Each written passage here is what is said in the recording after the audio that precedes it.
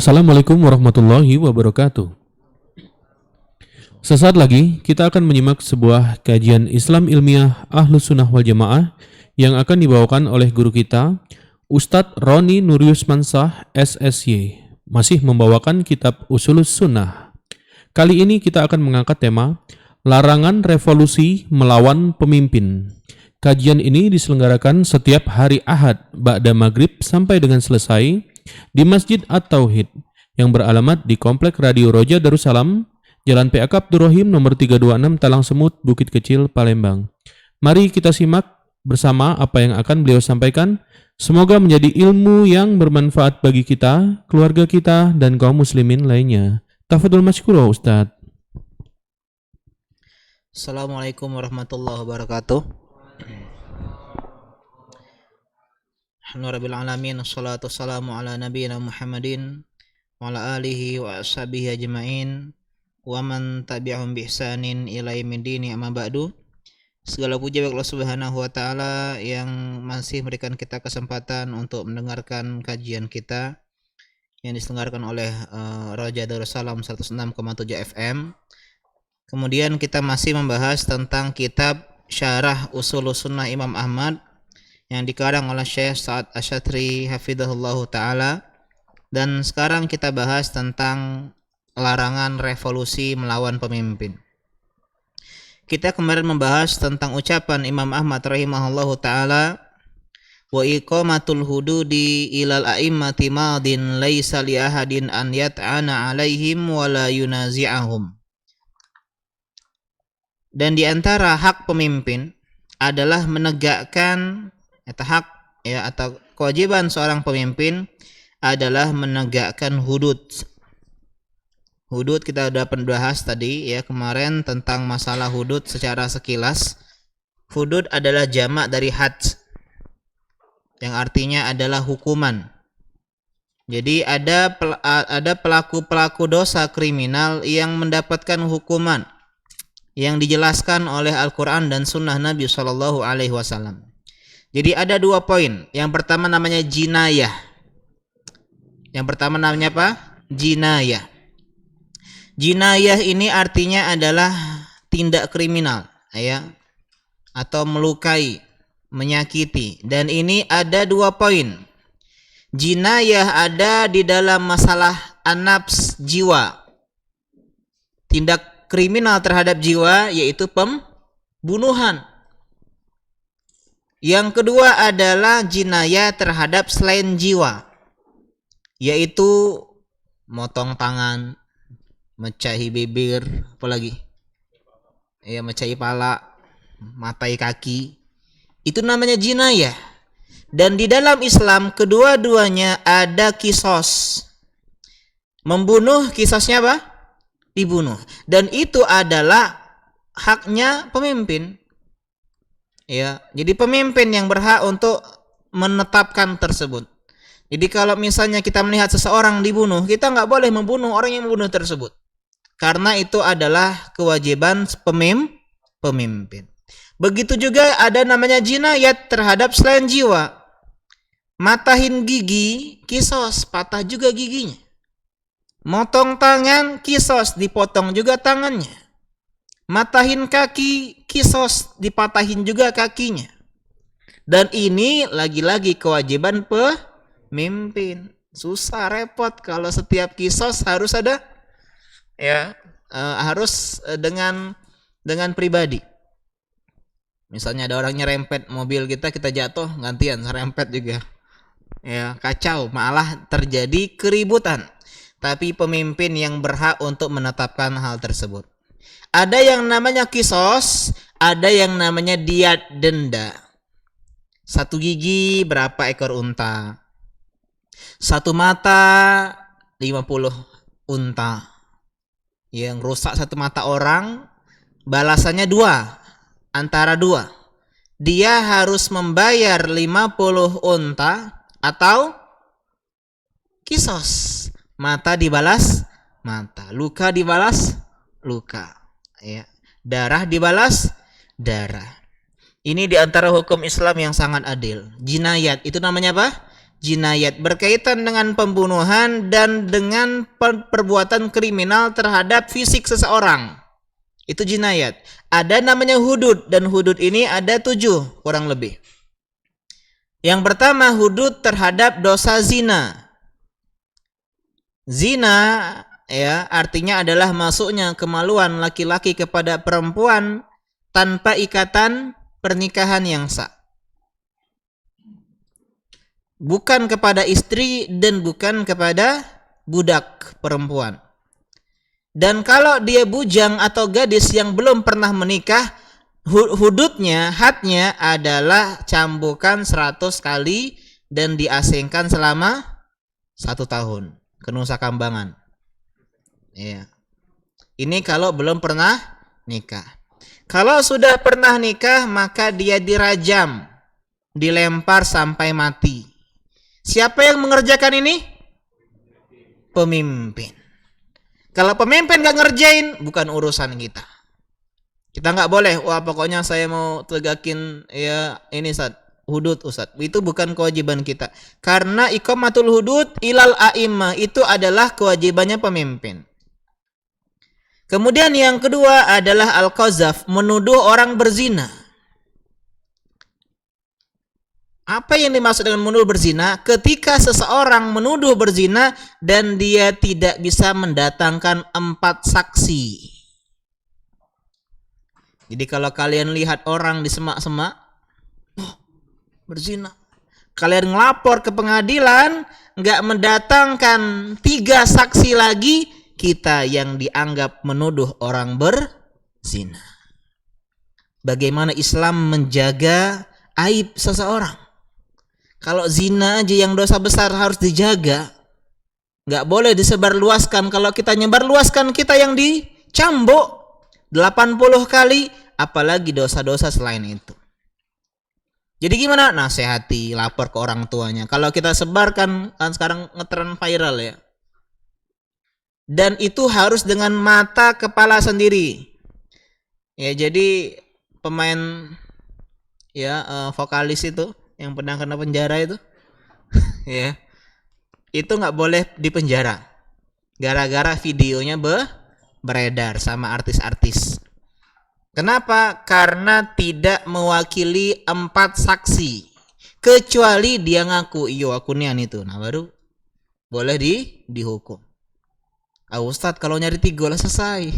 Ya, nyari 3 saksi. Karena itulah tugas kita itu adalah menasehati. Ya, bukan menyebar luaskan. Yang ketiga, qazaf tadi 80 kali cambuknya ya. Jadi kalau yang lapor 3 orang, kurang 1, 3-3-nya kena cambuk. Dan ini nggak berlaku bagi suami istri. Kalau suami istri punya hukum lain yang namanya li'an. Jadi bahasa agama ini luas teman-teman ya. Kemudian yang ketiga adalah syurbul khamr, minum khamr. Segala yang memabukkan. Vodka, apalagi? Kopi miring. Apalagi? Sebutin. Hah? Bir, apalagi? Wih, tahunnya nih. Enggak, bercanda ya. Iya. Tahu belum tentu pelaku ya. Bisa jadi memang nian tapi. Enggak. Intinya orang yang minum khamar dalam Islam ada hududnya. Dicambuk 80 kali atau 40 kali tergantung pemimpin. Hukum asalnya 40 kali. Tapi kalau kira-kira dia ini enggak jerah 40 kali, boleh ditambah 80 kali. Kemudian yang keempat adalah as-sarikoh. Apa sarikoh? Thief. Apa thief? Mencuri. Mencuri apa hududnya? Dipotong tangan sebelah kanan. Batas siku atau batas lengan? Pergelangan tangan. Karena tangan di dalam bahasa Arab itu adalah antara jari sampai pergelangan tangan. Ini namanya lengan. Jadi kalau kena sini handsball tuh nggak bener handsball ya. Enggak ya. Karena dalam bahasa Arab itu hands itu ini. Tangan itu antara telapak tangan ya sampai pergelangan tangan. Kalau mencuri yang kedua kali, kaki sebelah kiri dipotong sampai pergelangan kaki. Kalau mencuri yang ketiga kali, tangan sebelah kiri. 4 kali, kaki sebelah kanan. 5 kali, khilaf para ulama. Ada yang bilang bunuh, ya. Ada yang bilang kembali kepada penguasa, mau di penjara atau mau diberikan ya denda dan seterusnya. Kemudian yang ke berapa? 5. Al-hirabah, begal. Begal. Quta'ut thoriq, pemotong jalan. Bajing loncat. Nah, begal ini kan banyak macam-macamnya, ada kasta-kastanya. Yang pertama, dia membunuh dan merampas harta. Maka dia dihukum mati dan disalib. Dia ngambil motor, bunuh orangnya. Ada orang begal itu cuman motornya baik. Ya, ada yang membunuh juga. Kalau dia menggabungkan antara merampas harta dengan membunuh, maka hukumannya dia dibunuh dan disalib pembunuhannya. Jadi pertontonkan oleh orang banyak. Jadi nggak dikeburkan, yang langsung dimati dalam keadaan disalib. Yang kedua, kalau dia membunuh saja, psikopat. Kadang jalan orang kan kalau ngambil harta kan masih wajar ya.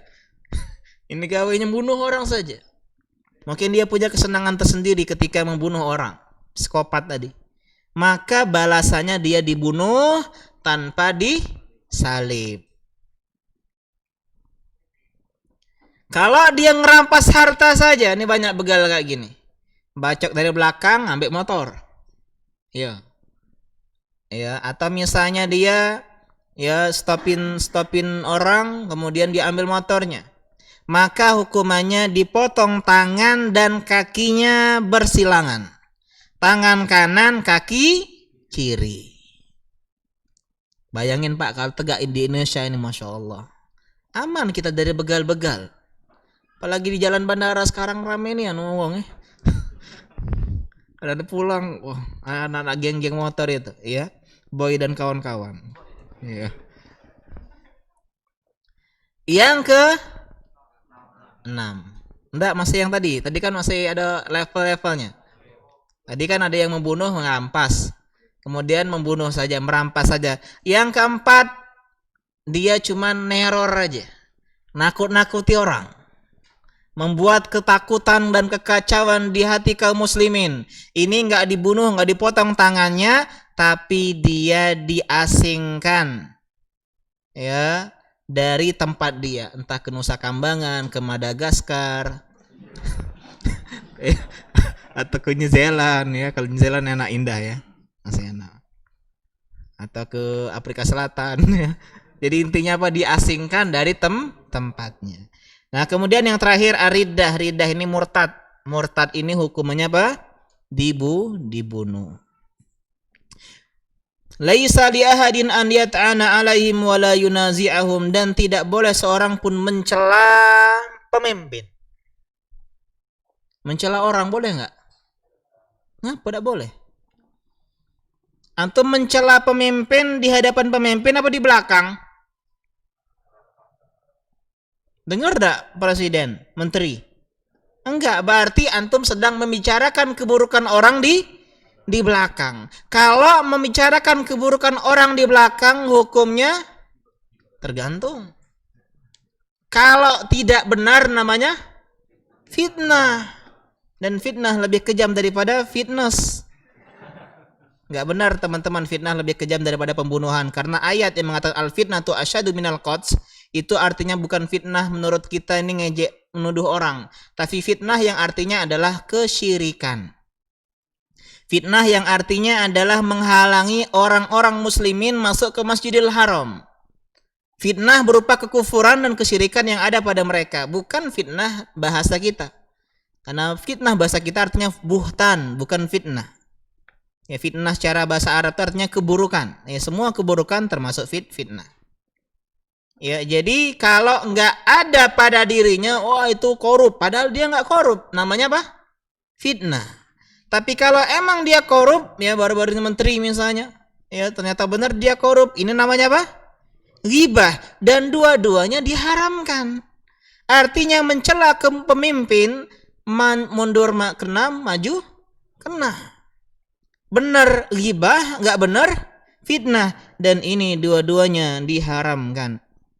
Al-kalamu fil a'immati wal wulatu haramun la yajuzu lil insani an yaf'alah. Membicarakan keburukan pemimpin ini haram dan tidak boleh seseorang mengerjakannya. Li'anal kalama fihi mughibatun in kana sidqan wa buhtanan in kana kadiban wa kilahuma haramun mamnu'un fi syar'i. Karena membicarakan keburukan mereka, ghibah kalau itu benar dan fitnah kalau itu dusta, dan kedua-duanya dilarang dalam syariat kita. Dan banyak dalam hadis Nabi SAW ya memperingati kita dari hal ini. Kata Nabi SAW, iyyakum wal kadhib fa innahu yahdi lil fujur wa innal fujura yahdi ilan nar. Hati-hati dari dusta. Ya, karena membicarakan keburukan orang yang tidak ada pada dirinya dusta. Kan fitnah bagian dari dusta. Kita bilang dia pemimpin yang koruptor, ternyata enggak benar. Ini namanya kedustaan. Dan hati-hati dari kedustaan membawa kepada kefujuran, dan ini membawa kepada api neraka. Wa qala sallallahu alaihi wasallam asyidqu tuma'ninah, jujur itu ketenangan. Ada ungkapan pepatah Arab as-sarahah rohah. Terus terang itu membawa ketenangan. Daripada kalau kita ngomong ya yang kita buat-buat, ya maka itu membawa kegelisahan. Kita takut terbongkar karena kita nggak ada apanya. Karena kita hanya pencitraan semata. Wah, begitu soleh di media sosial. Akhirnya apa? Ketika jumpa kita nggak jadi diri kita sendiri. Tapi kalau kita jadi diri sendiri, terkadang kita bercanda, terkadang kita ya seperti orang pada umumnya, dan kita tidak merekayasa hidup kita. Selama itu nggak dosa, maka ini akan membawa kita ketenangan. Ya. Jadilah diri sendiri selama hal itu diperbolehkan. Wal kadhibu raibah, dan kedustaan membawa kegelisahan. Kau sudah nikah belum? Belum. Kau sudah? Ya. Kemudian ditanya lagi. Ya, kemudian kalau belum nikah, akhirnya dia ditanya lagi kerja apa? Ya, tinggal di rumah mana? Kalau dikasih tahu alamat aslinya, ketahuan dia udah nikah. Akhirnya bohong lagi. Kemudian tinggal sama siapa? Padahal sama istri sama anaknya. Dia bilang apa? Oh, saya tinggal sama teman kos dan seterusnya. Akhirnya satu kedustaan membawa kedustaan yang lain, sehingga ini membawa kegelisahan dan ketidaktenangan dalam hidup kita. Kata Allah Subhanahu wa taala, ya ayyuhalladzina amanu taqullaha wa kunu ma'as-shadiqin. At-Taubah 119. Orang-orang yang beriman bertakwalah kepada Allah dan jadilah orang-orang yang jujur. Ini soal fitnah, soal ghibah. Disebutkan dalam ayat Al-Hujurat, ya surah Al-Hujurat ayat ke-12, wala yaghtab ba'dukum ba'dan ayuhibbu ahadukum an ya'kula lahma akhihi maitan fakarihtumuh. Janganlah kalian menggibahi satu sama lain. Apakah kalian suka memakan bangkai saudara? Allah menyebut orang yang kita gibahi itu saudara. Pemimpin kita saudara kita, sama-sama muslim. Sama-sama orang yang beriman. Kalau dia lebih tua seperti bapak kita atau seperti paman kita. Sehingga di antara prinsip ukhuwah dalam Islam, menganggap kita semua ini saudara. Ngejek kawan, anggap aja itu adik kita, kakak kita. Ngejek orang yang lebih tua, anggap saja itu orang tua kita. Sehingga kita menjadi orang yang berakhlak mulia. Karena kita memiliki prinsip innamal mu'minuna ikhwah. Semua kita adalah saudara. Jadi terkadang Allah dan Rasulnya menyebut ketika berkaitan dengan akhlak yang buruk itu saudaramu gitu loh. Contoh menyekung lamaran kawan. Kata Nabi SAW, ya la yaktub rajulu ala khidbati akhihi. Enggak boleh seorang menikung lamaran saudaranya. Dianggap saudara padahal teman biasa. Kenapa? Karena dijadikan kita ini adalah cinta faktor internal. Kalau kita paham prinsip leadership Nabi SAW dari Mekah ke Madinah, 3 poin yang besar diantaranya adalah memperbaiki internal, mempersaudarakan antara muhajirin dan ansor. Ya, karena itulah penting, apalagi kita selama ahlus sunnah, ya, kemudian sesama muslim, ya jangan kita berantem. Ya, jangan kita berantem. Apalagi saling menggibahi, maka kalian tentu tidak suka. Aisyah radhiyallahu taala anha, wanita yang luar biasa. Sebagai seorang yang dimadu, wajar ada rasa cemburu. Sehingga ketika Nabi menikahi Sofiyah binti Huyai, seorang wanita Yahudi, istrinya pangeran Yahudi, mantan istri, anaknya raja atau penguasa Yahudi, dinikahi, cemburulah Aisyah. Manunian Sofia itu, ya, pas dijingok, cantik sih, tapi hakaza. Ya namanya cemburu, kalau nggak suka itu dicari-cari kesalahan. Apa asal Ustadz ini ya, terlalu gaul Ustadz ini, itu. Ustadz ini apa kesalahannya? Oh gini-gini. Kalau udah nggak suka, yang dicari adalah kesalahan. Sofia, wanita yang ya cantik jelita, tapi dia kata Aisyah hakaza itu caini. Dia ngomong pendek dia. Tapi yang beliau maksud adalah pendek. Cantik sih, tapi gini. Cuman ngomong mah itu, nggak ngomong pendek, jelek, gendut, ya miniatur. Ya. Sekarang lagi bos, ya, atau misalnya yang lain-lainnya buntut dan seterusnya, enggak, cuman ngomong pendek. Tapi Nabi SAW mengatakan faqad qulti kalimatan, kau udah mengucapkan sebuah kalimat, lau muzijat bima'il bahri lamazajathu, kalau dicelupkan ke samudera akan menjadikan samudera itu terjadi tercemar. Saking buruknya ucapan tersebut. Padahal ngomong ma ini, dia ngomong jelek, dia ngomong pendek. Ma itu dia tuh. Nah, itulah.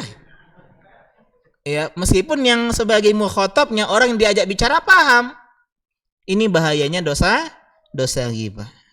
Kemudian beliau mengatakan falaisa fihi maslahatun syar'iyyah wala thamratun fihi abadan. Tidak ada maslahatnya kita mencela dan mengejek pemimpin. Fokus saja kepada perbuatan, jangan pelaku. Fokus saja kepada perbuatan korupsinya. Mengucapkan kebenaran wajib. Mengungkap keadilan, menegakkan keadilan harus, tapi tanpa menyinggung person. Antum kalau disendir terang-terangan, ya mungkin kita nggak nerima. Kau tuh cak itu nih di hadapan umum. Bujanian fulan ini. Kita jarang sebagai manusiawi kita menolak, apalagi pemimpin yang kita celak-celak di media sosial, di podium-podium. Mana mereka mau dengar? Yang lembut saja belum tentu didengar, apalagi dengan celaan. Sehingga di antara adat kebiasaan orang-orang yang soleh di zaman dahulu, ketika mendapati hal yang dia tidak sukai pada pemimpin, apa? Doa. Di antara mereka mengatakan, seandainya saya punya satu doa yang pasti dikabulkan, saya akan mendoakan pemimpin saya menjadi pemimpin yang baik. Kenapa? Karena kalau pemimpin baik, kebaikannya akan membawa kepada banyak pihak, banyak rakyat yang mendapatkan dan memperoleh kebaikannya. Kemudian beliau melanjutkan, ya, Imam Ahmad rahimahullah mengatakan wadaf'u shadaqati ilaihim jaizah nafidha man dafa'aha ilaihim ajza'at anhu barron kana aw fajiron. Kemudian di antara kewajiban pemimpin adalah menarik zakat. Pak, kalau zakat ini diterapkan dengan sebenar-benarnya, kita nggak butuh pajak. Kita nggak butuh penarikan bea cukai. Karena dengan zakat saja 2,5% harta orang-orang kaya, Indonesia punya infrastruktur yang sangat luar biasa. Cuman ya ini belum diterapkan oleh negeri kita. Dan kita berharap memang ada badan zakat nasional tapi hanya sebagai penampung. Sedangkan perintah Nabi adalah menarik semua orang didata siapa yang paling kaya raya. Sebut ya pemilik Ji Samsu misalnya. Berapa? Sekian triliun. Itu 2,5%-nya Pak sudah bikin ya uang-uang di bawah Ampera sana kata ya. Orang miskin di Palembang di mana sih? Yang sebetul Jambi kamu. Ya jadi sejahtera. Jadi makmur. Tapi inilah kita ini banyak orang-orang ya jangankan zakat yang 2,5% yang murah meriah, Pak. Pajak ya sadang mereka ngeles. Padahal pajak itu bukan dari kekayaan saja, kadang ada hanya dari penghasilan kemudian semisalnya. Dan yang dizakatkan itu Pak hanya harta. Rumah nggak dizakatin, mobil mewah nggak dizakatin. Ini kendaraan motor ya pajaknya luar biasa besar. Jadi nggak merepoti, tapi benar-benar diterapkan. Dan siapa yang membayar zakat atau sedekah melalui pemimpin maka sah. Ustadz agak dikorupsi, bukan urusan kita. Yang jelas sah kalau kita menyerahkan zakat ke badan yang dikelola oleh pemerintah. Baik pemimpinnya baik maupun buruk. Ini poin masalah sedekah. Kata Allah Subhanahu wa taala Al-Taubah ayat 103, "Khudh min amwalihim shadaqah." Ambil dari harta-harta mereka itu zakat. Mu'adz bin Jabal kan diutus untuk narik zakat ke Yaman. Setelah mengajarkan Islam tentang tauhid, tentang salat, kemudian zakat, tarik sedekah, tarik zakat. Dan cara menarik zakat adalah mengambil yang sedang-sedang saja. Contoh peternak kambing. Zakat kambing, maka jangan ngambil kambing yang paling bagus dan orang yang berzakat jangan memberikan kambing yang paling buruk, yang sedang-sedang saja standar. Jadi ini yang harus diperhatikan semua bahwasanya Pak, zakat itu adalah kewajiban. Tolong teman-teman yang sekiranya punya uang tabungan di atas 85 gram emas, kalau udah mencapai 1 tahun itu sudah wajib zakat. Dan hukumnya wajib rukun Islam. Dan kita banyak nggak paham fikih zakat. Karena belajar kita nggak semangat. Belajarnya fikih tohara, sholat, Ramadan, puasa. Zakat nggak pernah dikaji. Haji nggak pernah dikaji. Fikih muamalah, haram galau. Fikih nikah, bikin baper. Akhirnya gagal belajar. Padahal itu adalah Islam. Belajar fikih itu menyenangkan. Jadi anak ini bukan, seorang ini nggak pernah ngaji tauhid. Akhirnya galak ngaji tauhid sini.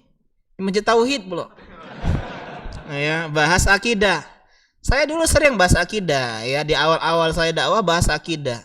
Cuman karena banyak ustadz datang membahas akidah, saya rasa karena saya jurusannya fikih, saya banyak ngisi fikih. Terutama fikih nikah dan fikih muamalah, karena ini 2 fikih yang paling banyak ditanyakan oleh orang-orang. Bukan berarti meninggalkan dakwah tauhid, enggak. Dan dakwah tauhid itu harus wajib. Tapi dengan pintu yang berbeda-beda. Orang ngajar tafsir bisa masukin tauhid. Orang ngajar masalah fikih bisa masukin tauhid. Jadi tauhid itu esensi, bukan hanya bahas kitabnya. Meskipun bagus juga dan harus ada ya kajian masalah kitab tauhid. Jadi penting masalah belajar fikih zakat. Kemudian selanjutnya wa sholatul jum'ah khalfahu wa khalfa man wallahu jaizatun baqiyatun tamatun rak'ataini. Wa man a'adahuma fahuwa mubtadi'un. Dan salat Jumat bersama pemimpin. Jadi di antara juga hak pemimpin itu adalah menjadi imam a'dham. jadi imam a'zam dalam pemerintahan dan imam kecil di dalam masjid. Jadi seharusnya yang jadi misalnya ada masjid jami, yang jadi imam siapa? Wali kota, gubernur, Pak RT dan seterusnya. Hukum asalnya. Kalau dia memang memiliki kapasitas di situ. Dan kalau misalnya ini terjadi di suatu negara yang menegakkan syariat Islam, maka kita sholat Jumat di belakang mereka. Dan hukum asalnya Pak, satu kota itu bagusnya masjid jami, masjid agung aja. Sholat Jumat. Coba bayangin kalau setiap Jumat cuman Jumatan di masjid agung. Rame nggak Pak? Syiar Islam tampak. Tapi sekarang setiap lorong ada masjid Jumatan galau. Ujungnya apa? Ini cuman 40.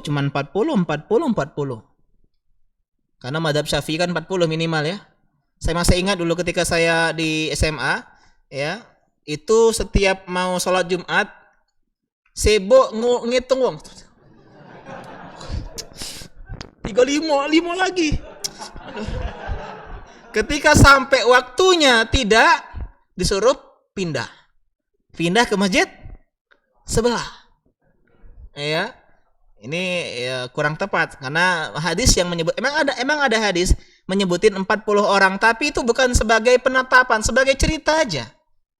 Wih, tadi di Masjid Ar-Raja itu kajiannya 40 orang. Gitu kan cerita. Bukan berarti hanya membatasi boleh 40 orang saja. Dan ini idealnya, kalau bicara ideal, Masya Allah, macet-macet jalan. Tapi lihat muslimin kota Palembang kumpul semua. Ya, jadi syiarnya itu wah, luar biasa. Karena itulah nggak heran kalau zaman dahulu namanya hari Jumat itu libur. Kenapa? Karena dari subuh udah jalan kaki ke Masjid Jami. Kan dulu nggak ada kendaraan. Dari Talang Jambi jalan kaki ke Masjid Agung. Subhanallah. Itu bicara ideal ya. Kalau memang terjadi maka sholat di belakang mereka sah. Kenapa? Karena ada sebagian ahlul bid'ah beranggapan bahwasanya sah hanya bermakmum dengan pemimpin versi mereka. Mereka nggak mau sholat kalau nggak di depan pemimpin mereka. Nah, kita nggak kayak gitu.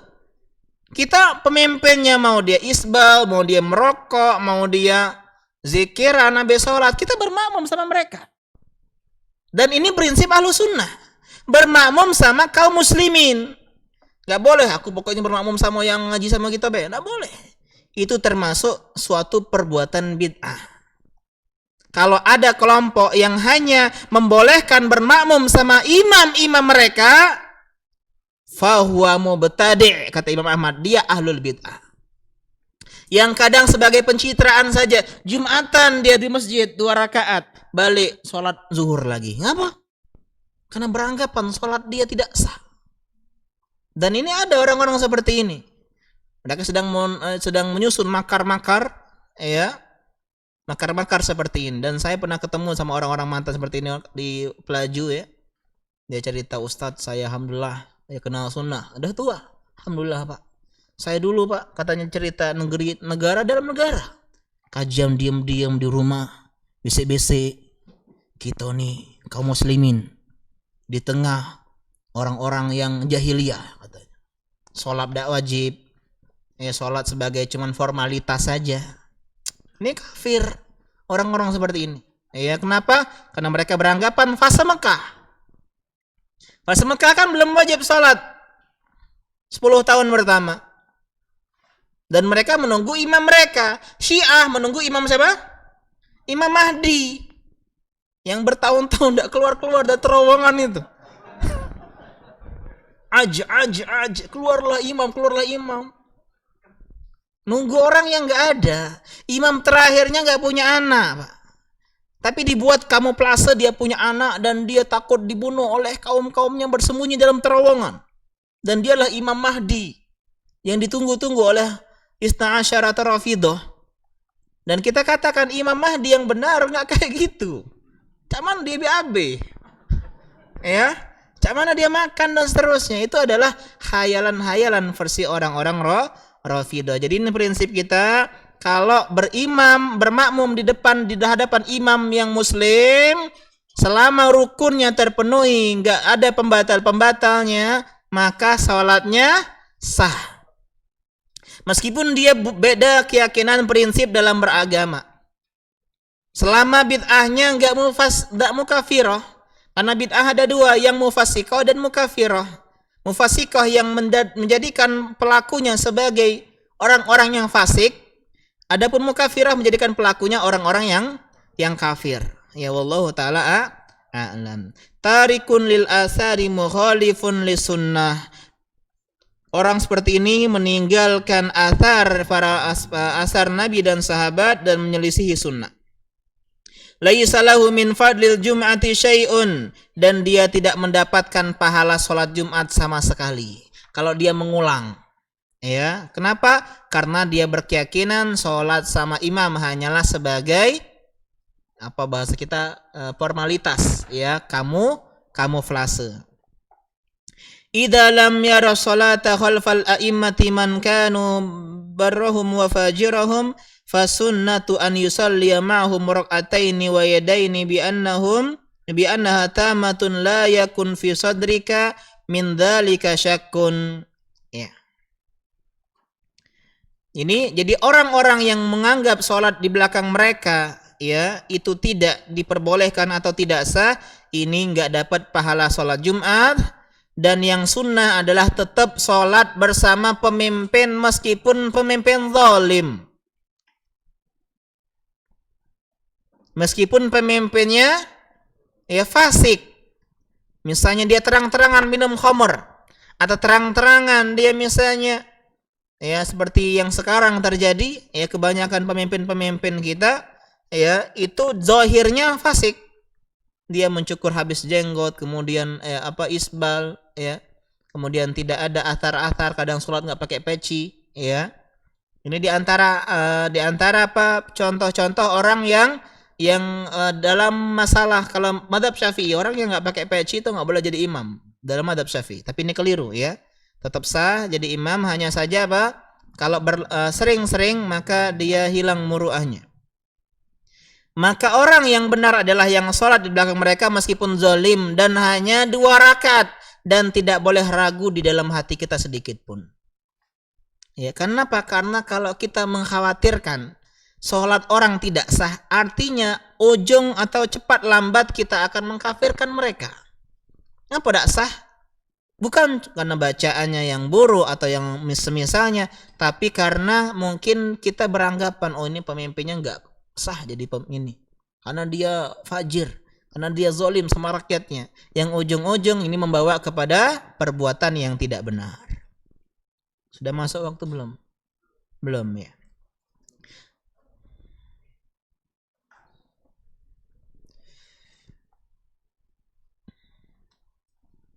Dan kata Syekh di sini, dia juga tidak mendapatkan pahala sholat zuhur.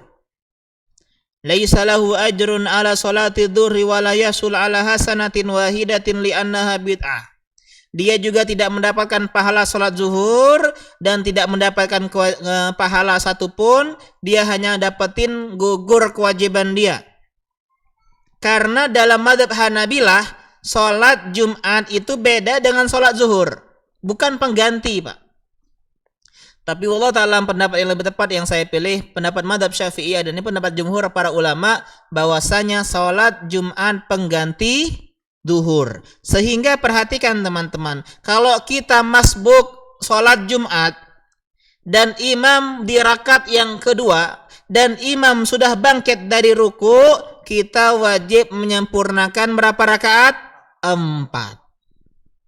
Misal imam sholat Jumat lagi tasyahud akhir, kita langsung Allahu Akbar, langsung gabung. Maka berapa rakaat kita sempurnakan? 4. Kalau kita dapat 1 rakaat, berarti sisa berapa lagi? 1. Karena sudah dapat jamaah Jumat dengan imam, kan minimal dapat 1 rakaat. Kalau dapat 1 rakaat, maka dia menyempurnakan sebagaimana sholat Jumat 2 rakaat. Sehingga saya berpendapat bolehnya menjama antara sholat Jumat dan sholat zuhur. Asar. Ya, sholat Jumat dan sholat asar boleh dijama. Kalau Hanabilah nggak boleh dijama. Hanabilah berkeyakinan beda. Kata mereka sholat Jumat itu kan boleh sebelum zawal. Jadi boleh Pak azan Jumatan lebih dulu dibandingkan apa? Dibandingkan masuk waktu zuhur.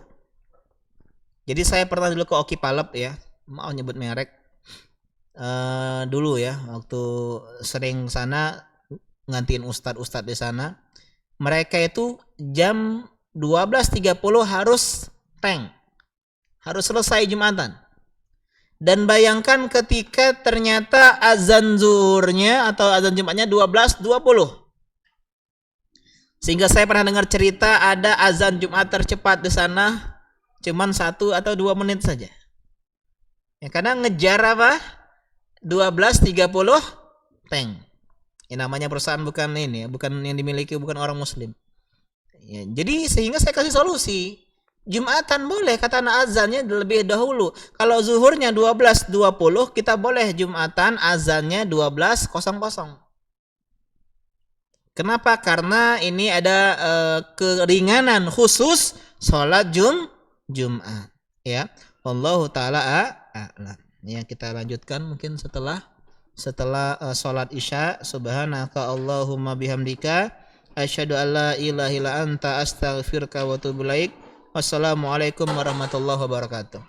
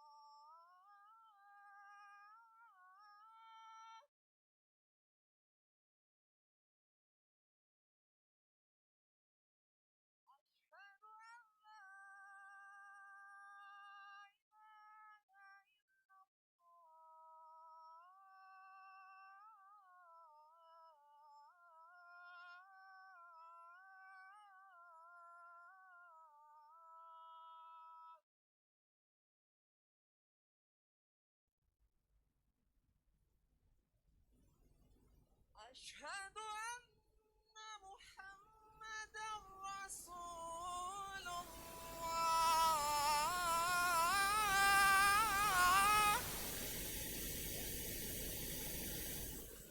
أشهد أن محمدا رسول الله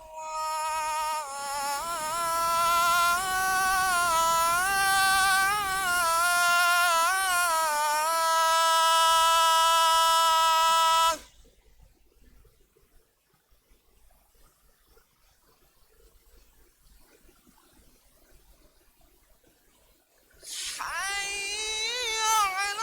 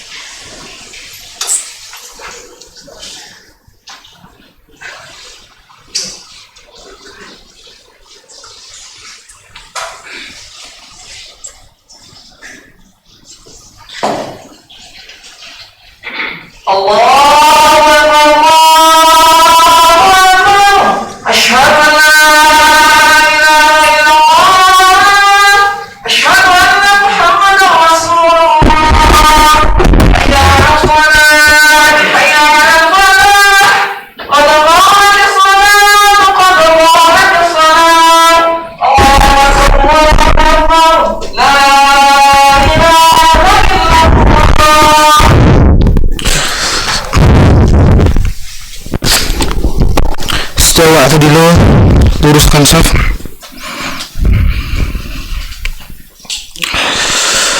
Allahu Akbar.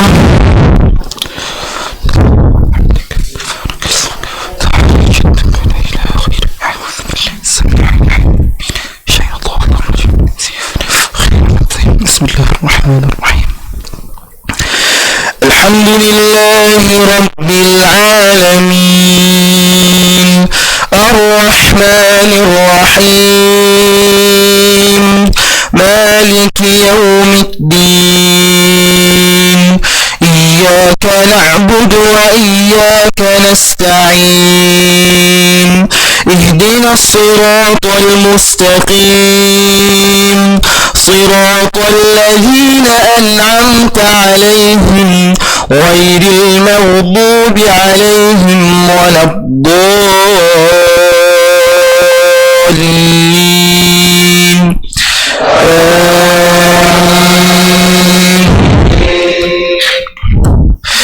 Alam ya'ni lilladzina amanu an takhsha'a qulubuhum li dhikrillahi wa ma nazala minal haqq ولا يكونوا كالذين أوتوا الكتاب من قبل فطال عليهم الأمد فقست قلوبهم وكثير منهم فاسقون.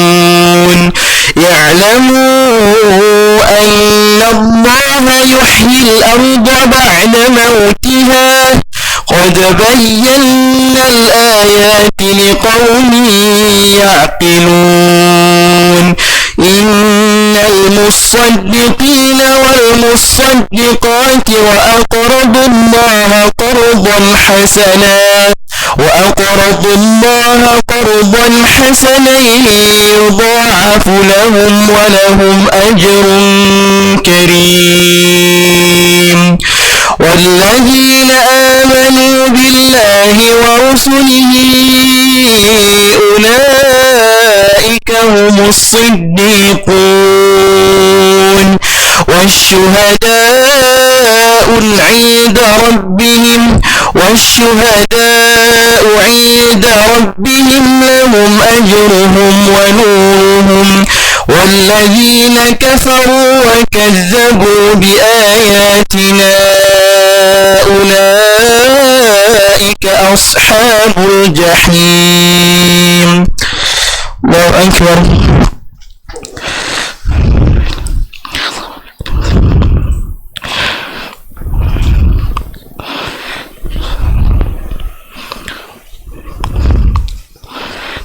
سمع الله لمن حمده. الله أكبر.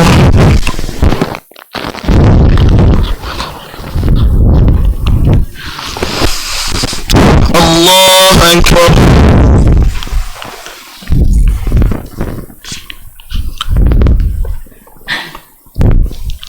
الله أكبر.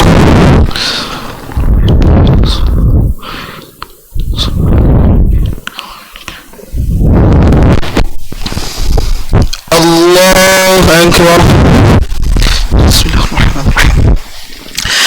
الحمد لله رب العالمين الرحمن الرحيم مالك يوم الدين إياك نعبد وإياك نستعين اهدنا الصراط المستقيم صراط الذين أنعمت عليهم غير المغضوب عليهم ولا الضالين.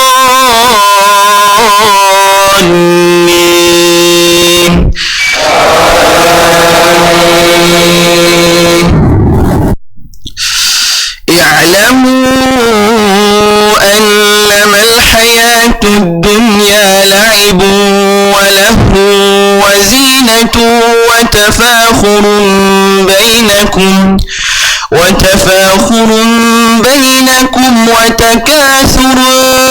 في الأموال والأولاد كمثل غيث أعجب الكفار نباته ثم ثم يهيج فتراه مصفرا ثم يكون حطاما وفي الآخرة عذاب شديد ومغفرة من الله ورضوان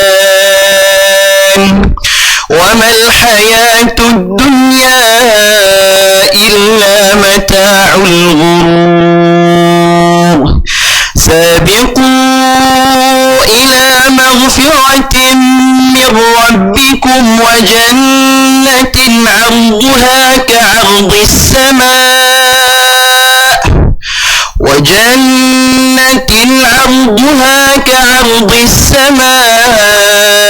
والأرض أعدت للذين آمنوا بالله ورسله ذلك فضل الله يؤتيه من يشاء والله ذو الفضل العظيم. الله أكبر.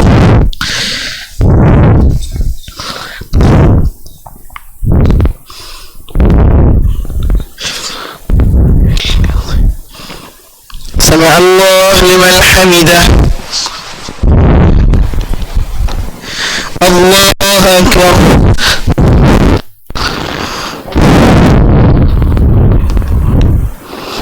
الله أكبر.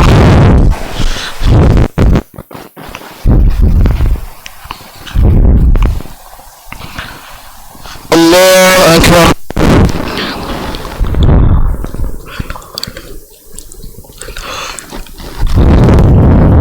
الله أكبر.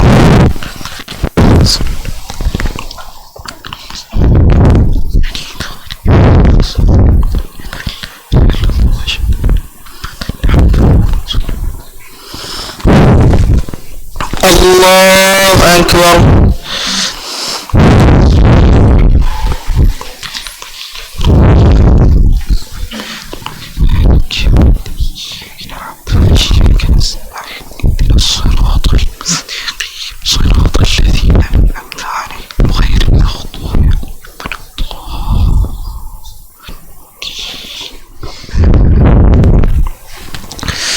الله أكبر.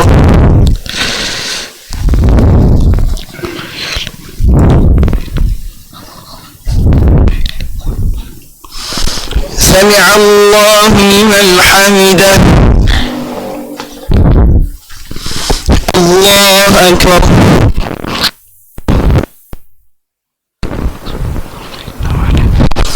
الله أكبر.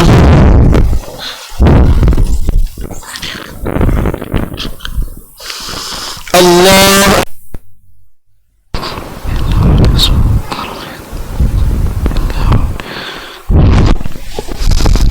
الله أكبر.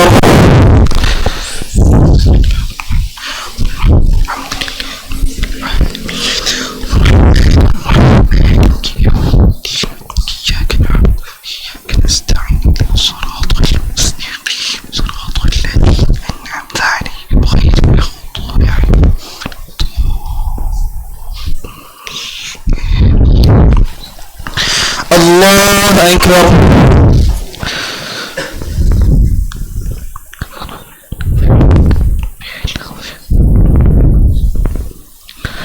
سمع الله لمن حمده. الله أكبر.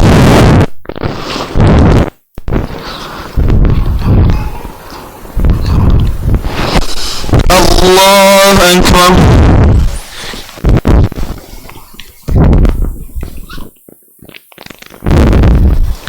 الله أكبر.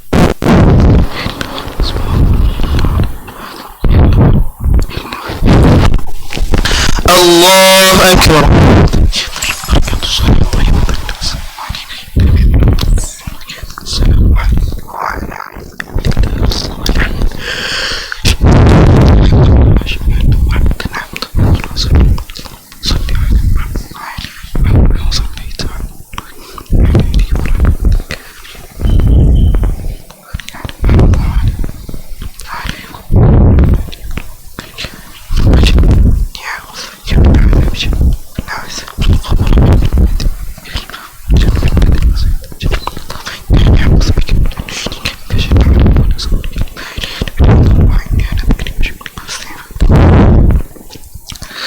السلام عليكم ورحمة الله.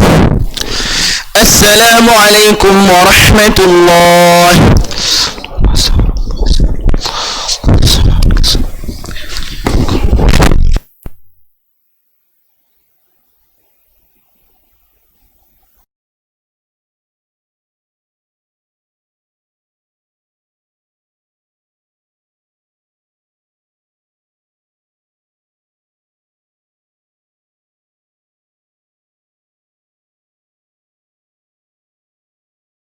بسم الله الرحمن الرحيم. عم يتساءلون عن النبأ العظيم الذي هم فيه مختلفون. كلا سيعلمون ثم كلا سيعلمون. ألم نجعل الأرض مهادا والجبال أوتادا وخلقناكم أزواجا وجعلنا نومكم سباتا وجعلنا الليل لباسا وجعلنا النهار معاشا وبنينا فوقكم سبعا شدادا وجعلنا سراجا وهاجا وأنزلنا من المعصرات ماء ثجاجا لنخرج به حبا ونباتا وجنات ألفافا. إن يوم الفصل كان ميقاتا يوم ينفخ في الصور فتأتون أفواجا وفتحت السماء فكانت أبوابا وسيرت الجبال فكانت سرابا. إن جهنم كانت مرصادا للطاغين مآبا لابثين فيها أحقابا لا يذوقون فيها بردا ولا شرابا إلا حميما وغساقا جزاء وفاقا. إنهم كانوا لا يرجون حسابا وكذبوا بآياتنا كذابا وكل شيء أحصيناه كتابا فذوقوا فلن نزيدكم إلا عذابا. إن للمتقين مفازا حدائق وأعنابا وكواعب أترابا وكأسا دهاقا لا يسمعون فيها لغوا ولا كذابا جزاء من ربك عطاء حسابا. رب السماوات والأرض وما بينهما الرحمن لا يملكون منه خطابا. يوم يقوم الروح والملائكة صفا لا يتكلمون إلا من أذن له الرحمن وقال صوابا. ذلك اليوم الحق فمن شاء اتخذ إلى ربه مآبا. إنا أنذرناكم عذابا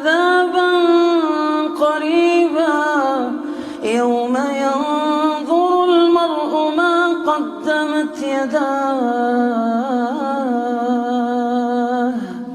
ويقول الكافر يا ليتني كنت ترابا.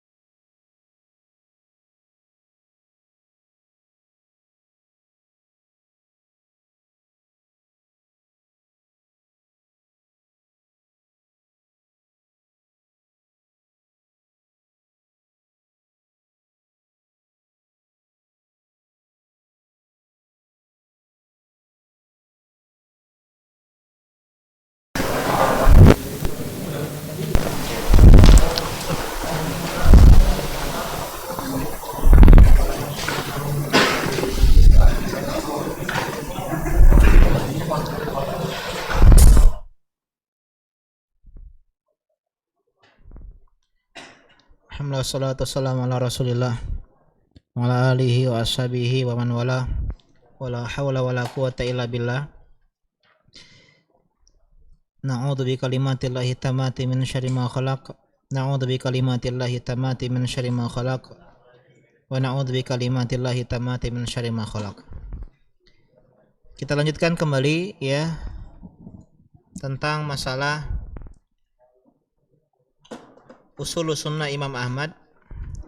Beliau rahimahullah melanjutkan, wa man kharaja ala imamin min a'immatil muslimina wa qad kanu jatama'u alaihi wa aqarru lahu bil khilafati bi ayyi wajhin kana birrida aw bil ghalabati faqad syaqqa hadzal khariju asal muslimin wa khalafa al atharu an Rasulillahi sallallahu alaihi wasallam fa in matal khariju alaihi mata mitatan jahiliyah.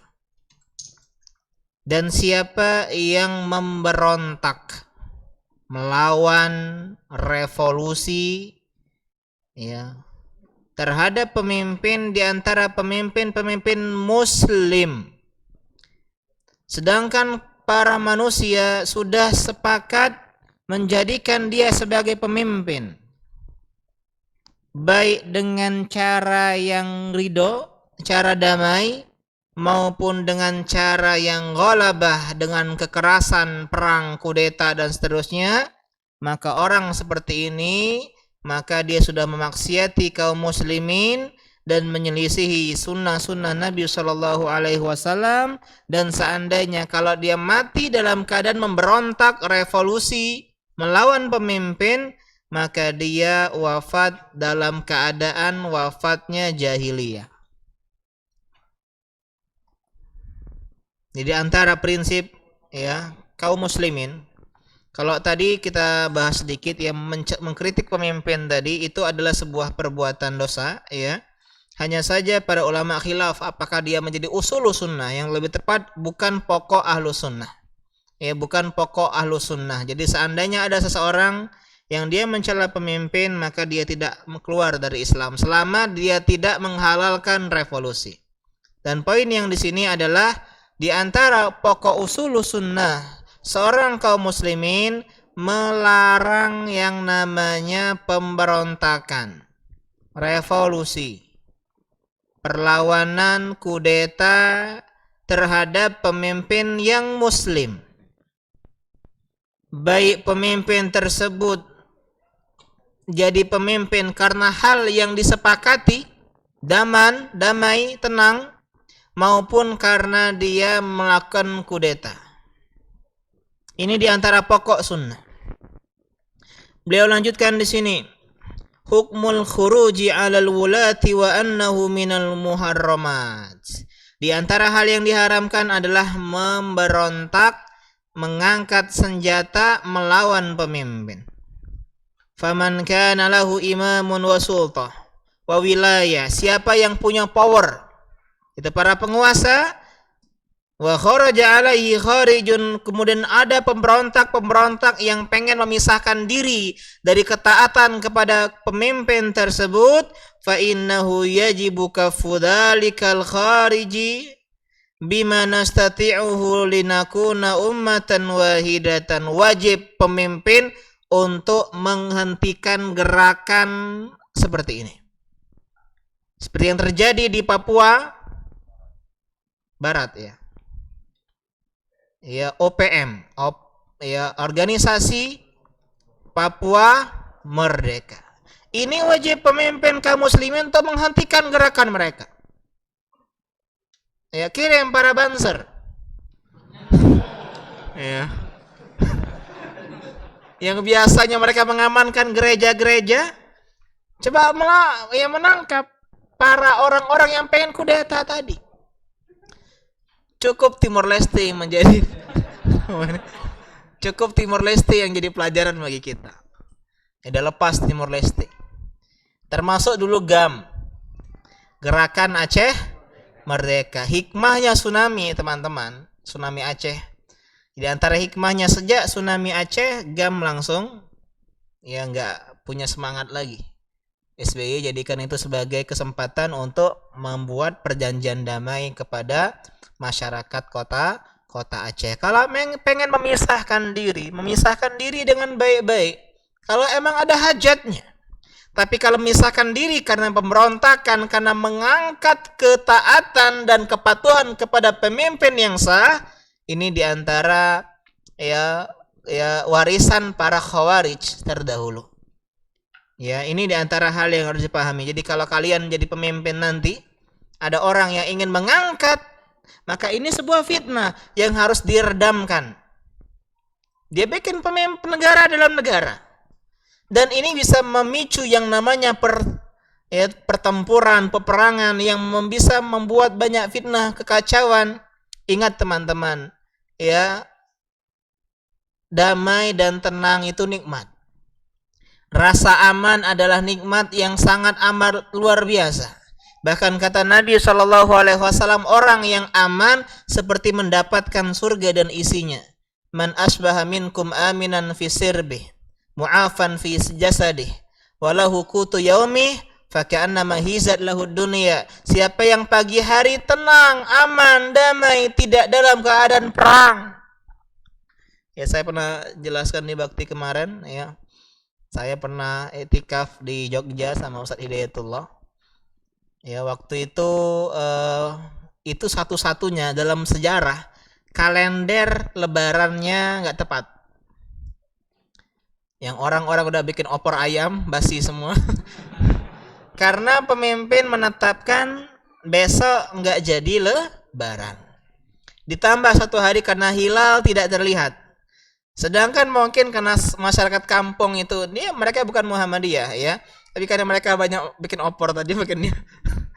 Akhirnya mereka mengikut Muhammadiyah. Udah kita ikut Muhammadiyah aja. Jadi mereka takbiran malam tersebut. Sedangkan kita sholat tarawih. Dan itu sampai hampir copot jantung. Tuar. Seperti sholat tarawih di Suriah dan Palestina. Gak enak teman-teman. Ibadah jadi gak tenang ya. Perang di mana-mana. Kita pamit keluar ke kajian, siap-siap bikin wasiat. Kenapa? Bom di mana-mana. Perang itu gak enak. Ya. Damai itu nikmat. Sehingga kita kaum muslimin Islam menutup celah peperangan antar kaum muslimin. Sezolim-zolim apapun pemimpin, nah kaidah kita, jangan angkat senjata, sabar. Pukulkan pedang-pedang kita ke batu biar tumpul. Kurung dalam diri, ya kurung dia di dalam rumah, isolasi mandiri. Kalau terjadi peperangan antara kaum muslimin, jangan ikut-ikutan. Perlu kabur seperti sahabat Ibnu Umar dan lainnya. Ketika Ali dan Muawiyah berperang, mereka nggak ikut-ikutan. Mereka tahu ini fitnah. Satunya Allahu Akbar, satunya Allahu Akbar. Pemimpin kita muslimin. Ketika kita misalnya melawan mereka nggak, ya masih enak Soeharto ya. Ketika 98 itu dia nyerah kan, memberikan tampuk kepemimpinan kepada yang selanjutnya. Coba kalau dia ngelawan, hancur Indonesia. Dan ternyata orator mahasiswa yang kemarin demo 98 reformasi sekarang jadi pejabat dan di demo mahasiswa. Ya, al jaza min jinsil amal. Ternyata mereka demo kemarin udah dapat kursi aja. Sekarang dapat kursi enggak lagi demo. Udah dapat uangnya. Jadi kalau ini siklus dibiarkan kacau. Karena itulah di antara hal yang diperintahkan kata beliau di sini, walau hasala minal imamil awwal ma hasala min naqsin wa ma'siyatin fa inna hadza la yujizul khuruj alaihi. Perhatikan kata Imam atau Syekh Satri di sini, seandainya terjadi hal yang tidak kita sukai, kekurangan, keterbatasan, bahkan dosa maksiat pemimpin, ini tidak menghalalkan kita untuk boleh revolusi, mengangkat senjata dan memberontak, menggulingkan kekuasaan yang ada. Lihat pesan Nabi SAW, man ra'a min amirihi syai'an yakrahuhu. Siapa yang melihat kemungkaran hal yang tidak dia suka ada pada pemimpinnya, fala yanza'anna yadan min ta'atin, jangan melepas tangan ketaatan, jangan menghalalkan kemaksiatan. Artinya menghalalkan untuk kudeta, angkat senjata perang melawan mereka, revolusi dan semisalnya.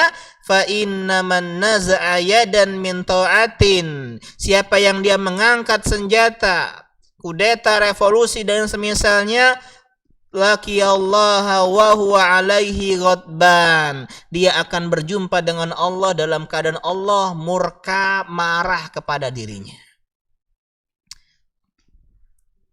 Jadi ini diantara kaidah kita. Sabar. Lebih enak bersabar di atas BBM yang naik, sembako yang naik, dibandingkan bersabar di atas perang. Emang gak enak. Kita tahu, ingat teman-teman, bukan berarti Ahlus Sunnah itu menjilat penguasa, membolehkan atau membenarkan segala kebijakan-kebijakan yang keliru. Enggak. Kita tetap melantangkan suara kebenaran, keadilan. Kita jelaskan yang salah itu salah, tapi kita nggak menghalalkan pemberontakan, itu intinya. Dan itu pun nggak bahas oknumnya, kita bahas perbuatannya. Kalau ada yang korupsi kita kritik. Kalau ada yang misalnya birokrasi ribet zaman sekarang, kita kritik birokrasi yang ribet. Kita jelaskan ke khalayak ramai tanpa menyebut, oh dah Pak RT ini, dah. Tuh gubernur ini tidak bener nian, wali kota. Kenapa? Karena kalau ini dibiarkan akan timbul dalam hati masyarakat kebencian, dan benci ini ujung-ujungnya tidak mematuhi, sehingga akhirnya menghalalkan pemberontakan dan seterusnya dan seterusnya. Karena itulah kata beliau di sini, fal khuruju 'alal a'immati wal wulatu bid'atun wa ma'siyah. Memberontak kepada pemimpin kaum muslimin yang sah adalah bid'ah dan maksiat. Wa huwa fi nafsil waqti laisa 'ala hadis syariah. Dan itu bukan termasuk syariat kita. Fa ulaika alladziina yakhrujuna 'alal wulati fayasfikuna ad-dima'a wa yastahibunaha laisu ala syai'in minasyari'atil battah. Siapa yang menghalalkan pemberontakan, menghalalkan darah-darah kaum muslimin, yang mengatakan polisi, tentara sebagai antek-antek ya, misalnya rezim dan seterusnya, togut dan jibut dan seterusnya, maka orang seperti ini ya tidak berada di atas syariat sama sekali. Falau qaddara anna hadha syakhsa hala khurujihi mata fa inna naqulu hina idzin bi annahu qad mata mitatan jahiliyah. Dan seandainya orang yang seperti ini meninggal, maka meninggalnya di atas meninggalnya cara meninggalnya jahiliyah. Ingat, sebagian orang keliru Pak soal mata mitatan jahiliyah. Dia beranggapan itu adalah redaksi mengkafirkan. Enggak. Kita katakan, kata Imam Nawawi rahimahullah dalam syarah Sahih Muslim, ya, jadi teman-teman ya, Imam Madzhab Syafi'i ini terkenal dengan pecinta hadis. Di antara tokoh Madzhab Syafi'i adalah Imam Ibnu Hajar Al-Asqalani dan Imam Nawawi. Kita punya dua kitab sahihain yang paling sahih setelah Al-Quran, yaitu Al-Bukhari, Sahih Bukhari dan Sahih Muslim. Dan dua kitab ini disyarah oleh dua imam besar Madzhab Syafi'iyah.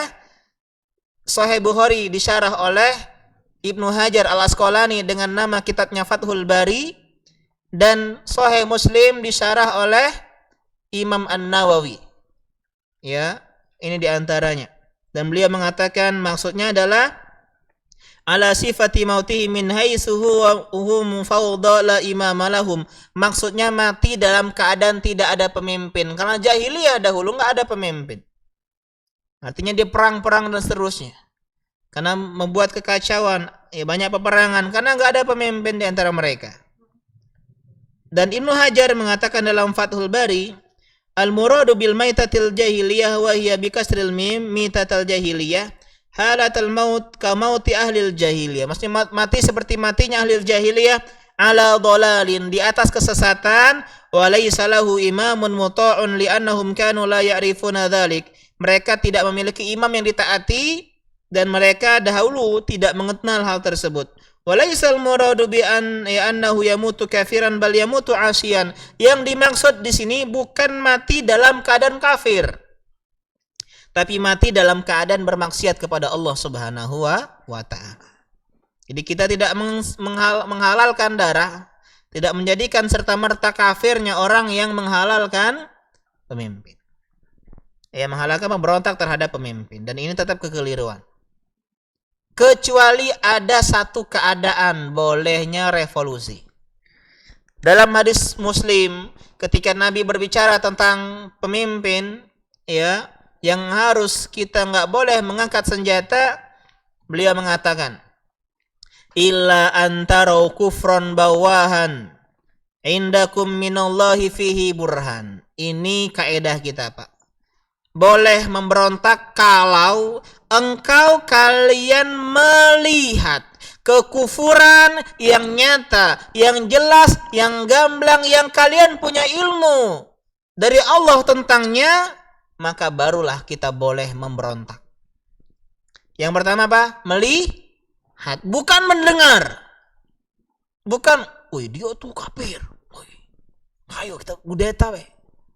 Tapi benar-benar melihat.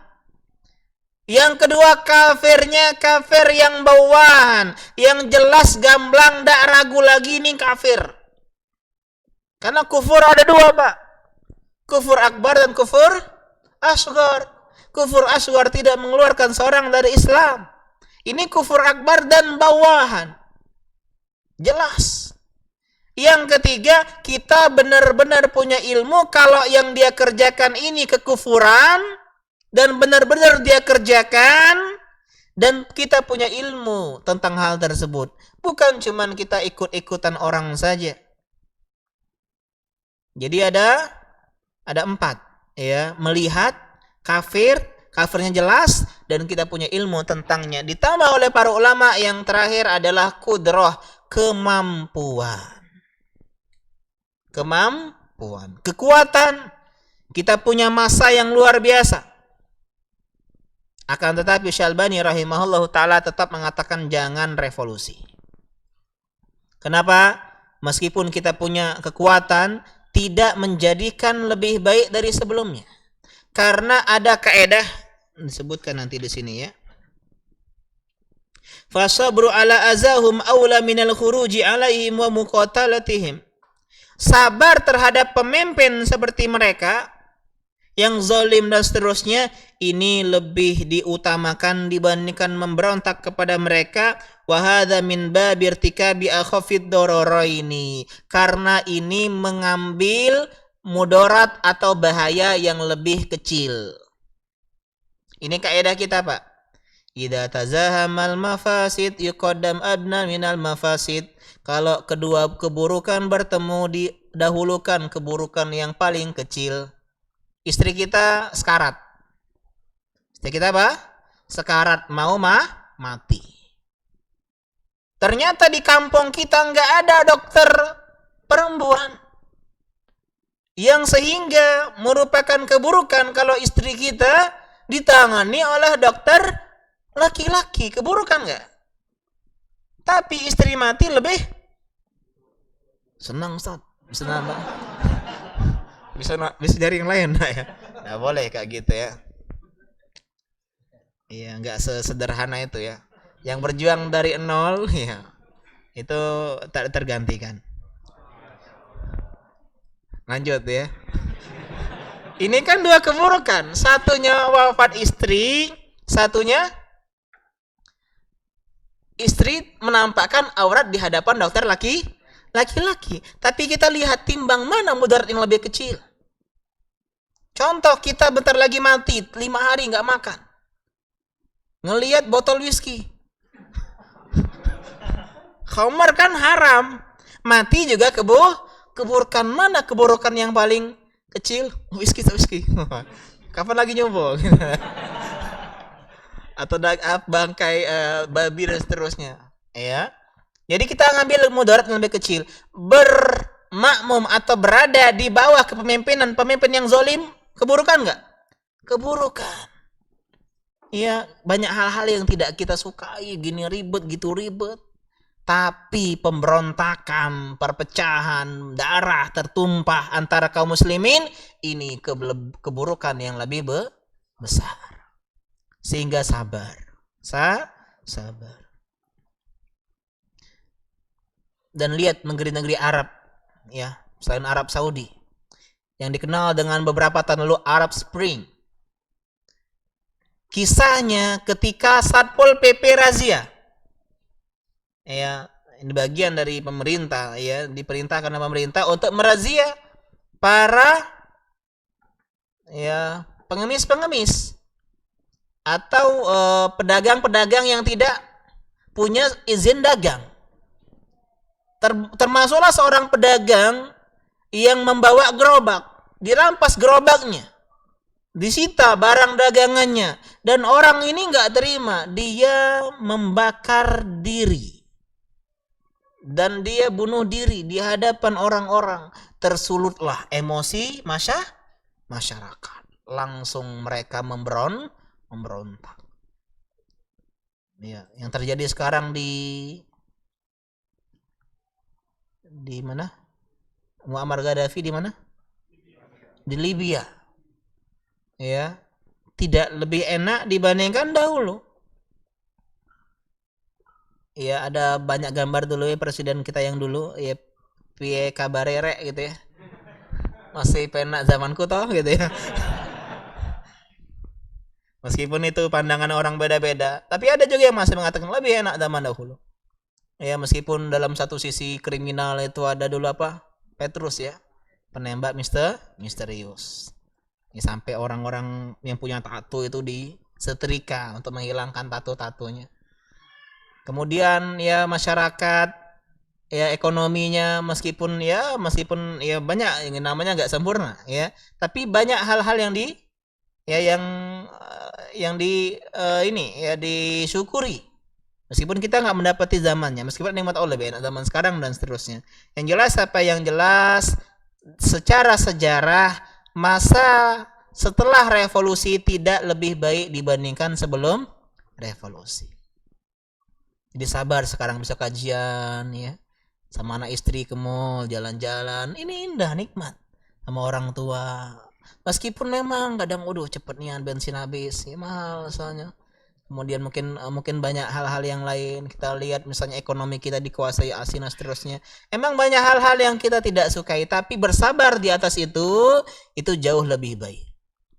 Dan orang yang tidak pernah ikut demo, tidak pernah ikut teriak-teriak, tapi menghalalkan pemberontakan jauh lebih bahaya dibandingkan orang yang suka koar-koar mengkritik pemerintah, ikut demo, tapi dia tidak menghalalkan pemberontakan. Nah, dipahami ya. Jadi belum tentu teman-teman kita yang mengkritik pemerintah itu belum tentu menghalalkan pemberontakan. Bisa jadi cuman karena manusiawinya saja, ingin menyuarakan kebenaran, cuman caranya yang keliru. Ini di antara hal yang harus diperbaiki. Dan poin terakhir di sini, bal wajib nusratu sultan i'anatuhu. Wala yahillu qitalu sultan. Tidak boleh kita nggak halal seseorang memerangi pemimpin. Walal khuruju alaihi liadin minan nas. Dan tidak boleh memberontak kepada seorang pun dari manusia. Faman fa'ala dzalika, perhatikan kata Imam Ahmad, fahuwa mubtadi'un ala ghairi sunnati wat thoriq, maka dia adalah pelaku bid'ah yang menghalalkan pemberontakan terhadap pemimpin. Jadi kalau ada yang memberontak, kita harus bantu pemimpin kita. Malah kita yang menjadi menenangkan. Dan ini pemberontakan tidak bisa dikiaskan dengan demo ya. Meskipun demo juga mudzaharah ini dalam Islam sesuatu yang dilarang karena banyak mudaratnya, tapi tidak bisa kita kiaskan di sini. Ya, karena ada mereka yang hanya pengen menyampaikan aspirasi saja, ya. Li'anal qitalahu qad yakunu sababan lil ifsadi fil ardi wa qatlin nas, karena memberontak ini bisa menyebabkan terjadinya kerusakan di muka bumi dan pembunuhan banyak nyawa. Karena itulah Allah mengatakan wala tubsidu fil ardi ba'da islahiha, janganlah kalian merusak di permukaan bumi setelah ini menjadi tenang damai. Ya. Wa yaqulu subhanahu wa ta'awanu 'alal birri wa taqwa wa la ta'awanu 'alal ismi wal udwan. Tolong menolonglah dalam kebaikan dan juga ketakwaan, termasuk untuk menenangkan rakyat Indonesia ini, dan janganlah kalian tolong menolong dalam keburukan. Kalian perhatikan para dai-dai harokiin, mereka gemar memprovokasi. Iya enggak? Kita berada di sini, kezaliman di tengah-tengah kita. Wow. Ketika masyarakat sudah terpanasi, mereka memberontak, banyak pembunuhan. Dai-dai mengatakan, mana Arab Saudi kok udah turun? Padahal dia yang melempar batu, dia yang sembunyi tangan. Sebenarnya yang paling bahaya itu dai-dai seperti ini, yang mereka nggak turun ke medan perang, tapi mereka berdiri di podium-podium. Mereka berdiri. Ya karena dai-dai seperti inilah nanti ada sertifikasi dai. Udah masuk aku agak. Udah baca lagi kajian. Dipersusah karena ada orang-orang seperti ini yang kerjaannya sehari mencaci maki pemimpin seterusnya. Bukannya membuat orang sabar, memberikan solusi yang baik, malah menyalah-nyalahkan. Ini pemimpin ini nggak becus, ini ngurus Covid terus. Ini mazhab WHO ini terus. Ya. Sehingga hilangnya kepercayaan, Pak. Ingat, ruhnya rumah tangga adalah kepercayaan. Begitu juga ruhnya rumah tangga skala besar, rakyat dan pemerintah adalah kepercayaan. Kalau kita saja nggak percaya sama pemimpin kita, gimana kita bisa menjadi pemimpin negeri yang baik? Kalau rakyatnya atau pemimpinnya nggak percaya sama rakyatnya, gimana mau menjadi pemimpin yang baik? Kita semua punya kekurangan sebagai rakyat, sebagai pemimpin. Dan kita saling mendoakan, bersabar atas kekurangannya. Dan kalau kelak kalian Allah menjadikan amanah jadi pemimpin, ingat, jadilah pemimpin yang bertakwa kepada Allah Subhanahu wa ta'ala. Ya, wallahu ta'ala a'lam. Afwan, ini jam 8.15 pas ini. Harusnya tidak ada tanya jawab ya.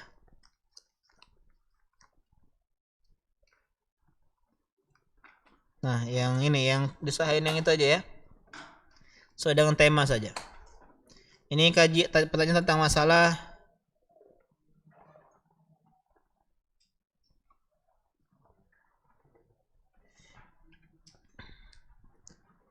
apakah tidak boleh bagi akhwat menggulung rambut yang panjang lebih dari 1 kali di dalam keseharian maupun sholat seperti menyanggul? Ya boleh, ya. Yang tidak boleh adalah mengangkat sanggul lebih dari kepala sehingga menyerupai punuk unta. Ini pun di hadapan orang-orang yang bukan mahram. Ya, di hadapan istri suami kita insyaallah enggak masalah, ya. Dan kita ada pengajian ya, akhwat ummahat, setiap Ahad jam berapa? 10 ya. Jam 10 pagi khusus akhwat. Ya karena biasanya pembahasan wanita itu beda dengan pembahasan laki-laki. Ada hal-hal yang tabu didengar oleh laki-laki yang penting untuk diketahui oleh wanita. Sehingga di zaman Nabi pun ibu-ibu minta pengajian khusus yang laki-laki enggak ikut di sana. Ya wallahu taala a'lam. Demikian ya, enggak ada pertanyaan ya.